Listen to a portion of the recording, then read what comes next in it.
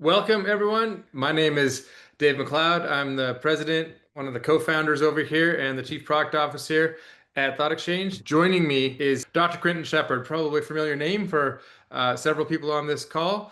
The uh, compelling aspect of what Q has been up to in the last little while, I'm going to unpack in a couple of different ways. The first way I want to unpack it is this, is talking about attendance um, in Texas talks about two major things. One is that Quintin was able to, with his team, hear from people at the edges of the organization, recover $8 million in revenue through attendance gains, take chronic absenteeism from 20% down to 16%, and reduce in a particular targeted high need feeder pattern chronic absenteeism from 32% to 23% by really focusing on listening to people and getting the people at the edge of the problem to contribute to the solution. And then, maybe more importantly than that, even, is taking that voice and actually actioning it and measuring whether or not what you did worked. Now, in order to get at this and scratch away at this, well, why attendance? Quintin also said a quote to me. I'm going to get him to repeat as he starts talking. The quote is profound. And I say this tongue in cheek, but I also say it sincerely. Turns out, when kids show up at school, they learn more. Um, that's going to be profound from a measurement point of view, but also just from a bit of a truth that we take opinion on. There's a lot of interventions happening on the site level to improve a kid's opportunity to achieve a higher grades and a better graduation rate. The number one thing that we need to do is to get them there. I say that in halting tones for this reason, is that there's a really interesting word. The word is priorities. And in English 101, I actually wanted to start here by saying that the word priority comes from the Latin root meaning prior, meaning earlier, former, or first. I first learned this from engineers 15 years ago in this company, that there's no such thing as priorities. You can't have several things that are a first. And so actually setting level of priorities is actually deciding what comes first. What is the thing that is actually going to drive some of the things downstream when you're trying to get increased grade point average? What is the thing you need to do first? Because you can't have several priorities. You actually have to put them in a structured order. So with that said, I'm going to pass it over to Dr. Quintin Shepherd to talk about your sense of priorities and why it is that you focused your engagement on attendance and enrollment. Go ahead, Q, take the floor. Absolutely. Thanks, Dave. And thanks for everyone for being here. Happy to share just a little bit about what we did and where we went. I'm going to take you back. It's something we don't even really like talking about anymore, but it really, this thought germinated in my mind post-COVID, when we were talking about behavior being out of control and academics, we got to get kids caught up and so on and so forth. And we kind of put on the back burner that you recall that our attendance was incredibly low at that time, just remarkably low. And we sort of said, well, there's lots of reasons or excuses for that. Let's focus on the academics and let's focus on the behavior and put in all these structures and systems. And since that time, a lot of us were feeling like we were just losing ground. The more resources we were pouring into the problem, the more desperate the problem is becoming. And yes, attendance has improved for a number of us, but I think I could venture to say that for most of us on this call, if not all of us, our attendance is not what it was prior.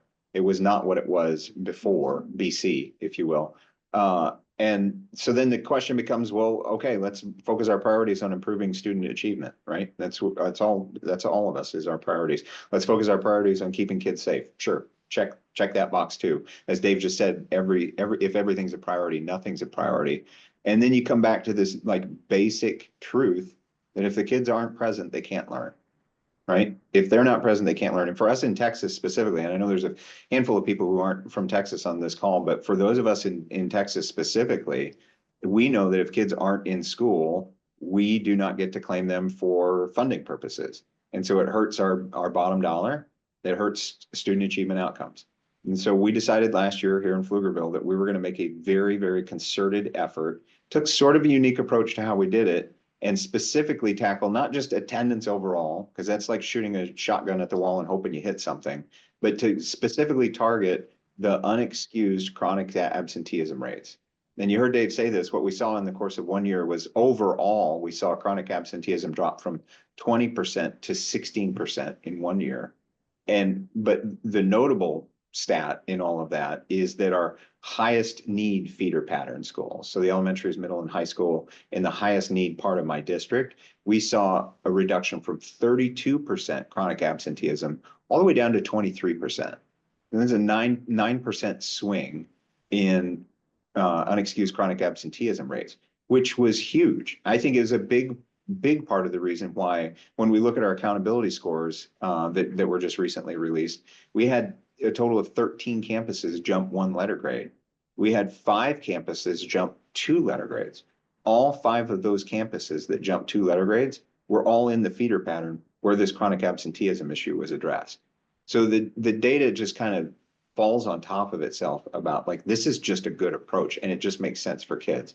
So I started talking about this and sharing this with some folks. And then somewhere along the line, I think it was actually my leadership coach who seeded the idea with me that, you know, Q, you should just write out the recipe card. Like you should actually tell people, because in my mind, a lot of being a good superintendent is having a recipe card for lots of different situations. So you just pull out the recipe and you say, okay, here's the situation. Let's put it to work. And so I wrote an article for district administration, Dolly, and pretty basic. It wasn't meant to be a super in-depth white paper analysis. It's just, I think it printed out on 2 pages if you had it. But the whole recipe card is around this notion that there's essentially 6 steps to how you do the recipe card itself. And the first part is just get the right leadership team in place. The second part is data utilization and analysis. And I know we're going to talk just for a few minutes about that in just a minute. But like, what's the primary data source? So you should be thinking things like your daily attendance rates, chronic absenteeism rate. What is the supplemental data that you want to add to that? So for us, that was where ThoughtExchange came in and student feedback and parent feedback and advisories and task force. I'll talk about that. And then triangulating all that data. Like, what do you do with it? And Dave and I are going to do a show on that in just a second. Then you go and get into the analysis and the key insights. What's the data telling you, obviously?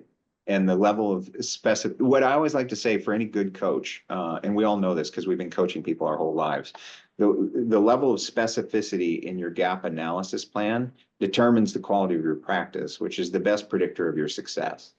I'm going to say that first part again, the level of specificity in your gap analysis plan. So being hyper specific, we're not just talking about absenteeism. We're not just talking about chronic absenteeism. We're not just talking about unexcused chronic absenteeism. We're talking about unexcused chronic absenteeism in these campuses for these students for this reason, right? The more specific you are, the better your plan, right? And that's going to improve your outcomes. Then some recommended strategies and actions. What do you do? How do you actually make this manifest? Implementation, follow-up steps. We can't be the black hole where information gets in and never gets out. And then of course the outcomes and evaluate this success. What's going to happen, your KPIs, if you will. And that's where we saw our success and wanted to report it out. And so I thought maybe the best way to talk it through was just like, what did we do? One of the first things we did, and this is sort of the novel approach that we took. One of the first things we did, we knew it was a problem from the data, but we wanted to say, like, what does the problem mean? And what's the perspective on this? And so we actually ran a survey through ThoughtExchange, but we did not run the survey. We just basically said, why do kids miss school? That was basically the question. But we did not send it to kids. We sent it to parents and asked them to report. And so I'd love to start with that survey data. And then as we show some of that survey data, I can also then talk through what we did. But to give you some foreshadowing, once we had the survey data, then I formed my superintendent student advisories, and we kind of expanded it a little bit. And I ended up talking to hundreds of middle school and high school kids. And I asked them to interpret the results of their parents. And I just think this is a brilliant way to use exchange data. Is you ask a different group to interpret the results of the group that actually responded, because they'll give you insights that are tremendously deep in a way that you might not be able to come upon your own. And that's exactly what happened for us. It kind of reinforced some things we thought, but gave us a few new challenges, and it just broadened the conversation, right? The whole point is every time you have this conversation, you're trying to draw a circle that includes more people, right? And so the first exchange included all the parents. Well, let's draw a circle that now includes some students. And let's draw a circle that includes some teachers and so on and so forth. And so that was our approach. With that, Dave, shall we bring up the survey and just kind of show what the questions were and how we kind of parked through it? When Q talks about, we got 2,700 parents feeding into this problem about absenteeism. And when actually asked them to come in and say, well, which school do they attend? How many days did they miss? What are the reasons why they didn't come? And then, by the way, are they feeling safe?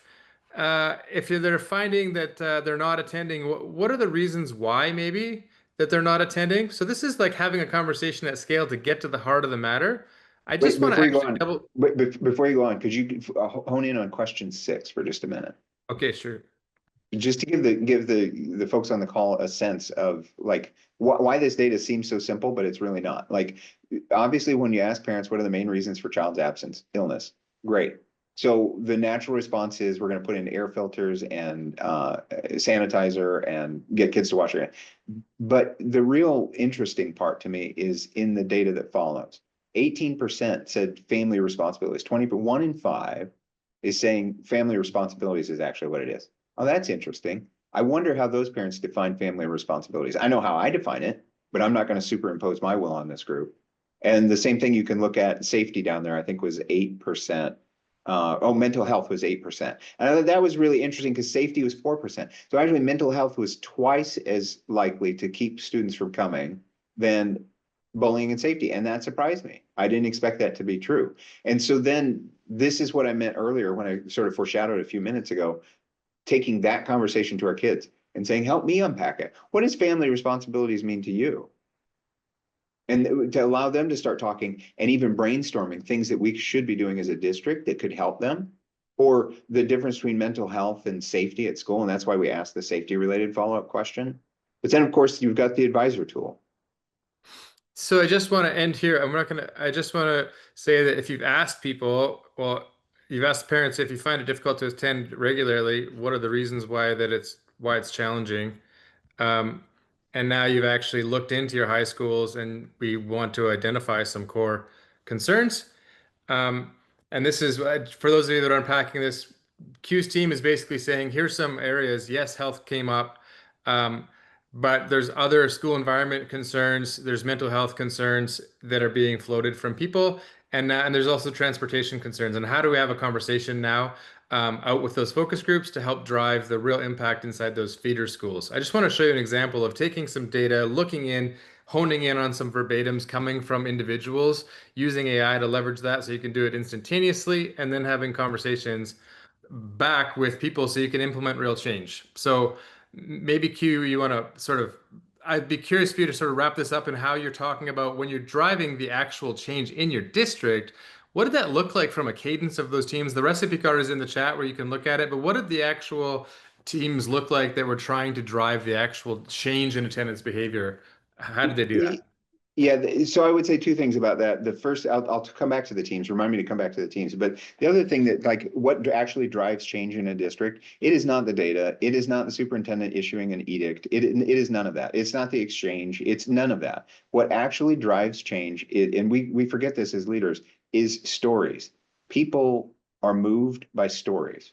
So when I could tell the story of a student in my task force who said, my family responsibilities include and this is the reason why I can't come to go, and make it very real, and then tell that story to my teachers, tell that story to my administrators.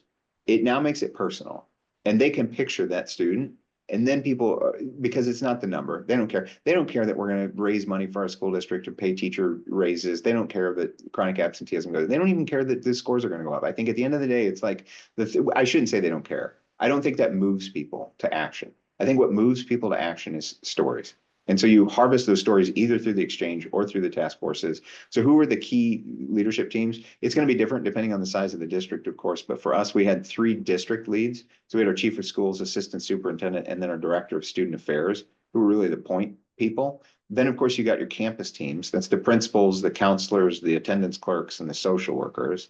So there were campus level teams that this team of 3 was kind of working through, and they had their own task force.